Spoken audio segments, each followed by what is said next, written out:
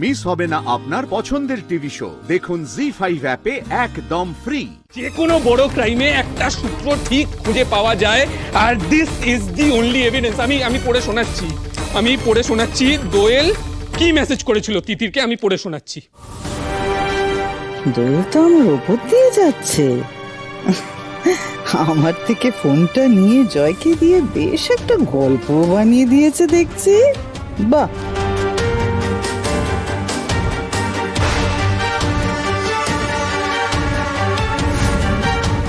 এটা স্পষ্ট বোঝা যাচ্ছে উনি ক্ষমা চেয়েছিলেন। বোঝা তো যাচ্ছে, কিন্তু ক্ষমা করেনি। দিদি ক্ষমা চেয়েছিল বোনের কাছে, কিন্তু বোন তাকে ক্ষমা করলো না, উল্টে খুন করে দিল। চুপ করো না, ভালো লাগছে না এটা শুনতে আমার বারবার। আমি কি ক্ষমা করব? আমার দিদির উপর কোনো রাগ ছিলই না। তুমি বারবার বলছো আমি আটকেছিলাম দিদিকে। আমি আটকাইনি। আমি বারবার মেসেজ করে দিদিকে ফিরে আসতে বলেছিলাম। আমি আপনাকে শোনাচ্ছি আমি কি মেসেজ করেছিলাম। এই দেখুন, আমি এটাও মেসেজ করেছিলাম, এই কথাটা শুধুমাত্র তোর আর আমার মধ্যেই থাকবে, তুই প্লিজ ফিরে আয়। বাহ, দারুণ ব্রিলিয়ান্ট প্ল্যান তিতির। প্রফেশনাল কিলারদের মতো কাজ করেছো।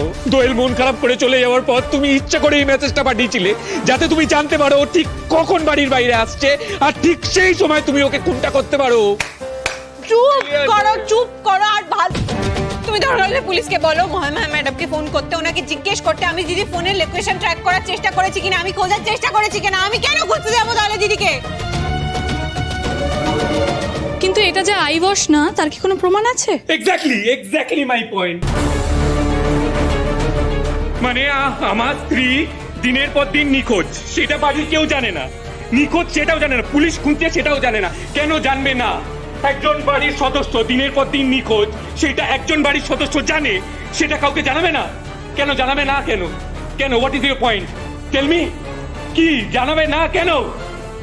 দোলের দিন আমার স্ত্রী এই বাড়ি ছেড়ে চলে গেছে, আর সেদিন রাতে ফেরেনি। সেদিন রাতে ফিরে তিতির আমাকে বলল যে ওর নাকি কোনো একটা কাজ আছে। রাতের পর রাত আমার স্ত্রী ফিরছে না, আমাকে বলে যাচ্ছে ও ঘাটালে চলে গেছে। আর শুধু একা মিথ্যা কথা বলেনি, আমার শাশুড়ি মাকে শিখিয়ে দিয়েছিল। আমার শাশুড়ি মা ওর হাতে হ্যাঁ মিলিয়েছে। আমি যখন ওকে ফোন করে জিজ্ঞেস করলাম যে ও কোথায়, বললো হ্যাঁ ঘাটালে আছি। কেন? এগুলো আইওয়াশ নয় তো কি আইওয়াশ নয় তো কি? তোমার বানানো কথা। এই বানানো কথাগুলোকে সত্যি প্রমাণ করার জন্য তুমি যে এত এফর্ট দিচ্ছ না, এই এফর্টটা যদি আমার দিদিকে খোঁজার জন্য দিতে, আমাদেরকে এই তর্কটা এখন দাঁড়িয়ে করতে হতো না। কি এফর্ট আমি দিইনি? তোমার মনে হচ্ছে এফর্ট আমি দিইনি, কিন্তু আমি দিয়েছি। আর একটাও বানানো কথা না, কারণ তুমি যতটা এফর্ট দিয়েছো আমি ততটাই এফর্ট দিয়েছি আমার স্ত্রীকে খোঁজার জন্য। তুমি পুলিশের সাহায্য নিয়েছো, আমি একজন প্রাইভেট ইনভেস্টিগেটরের সাহায্য নিয়েছিলাম। Best famous private investigator. আমি পুলিশও নিশ্চয়ই চিনবে, বাইরেই দাঁড়িয়েছে, এক্ষুনি সব ক্লিয়ার হয়ে যাবে। এসব নাটক না, এক্ষুনি ক্লিয়ার হয়ে যাবে। ওই তো। দেখুন, আমি আমাদের ডিটেকটিভ এজেন্সি থেকে এসেছি। স্যার আসতে পারেনি, তাই স্যারের রিপ্রেজেন্টেটিভ হিসেবে আমি এসেছি। দোয়েলের লাস্ট আপডেট কি বলুন স্যারকে বলুন।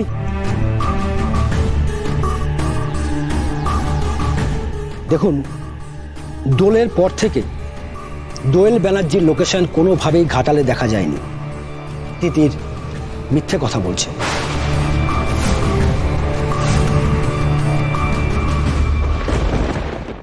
জি5 ডাউনলোড করুন আর সব এপিসোড দেখুন একদম ফ্রি।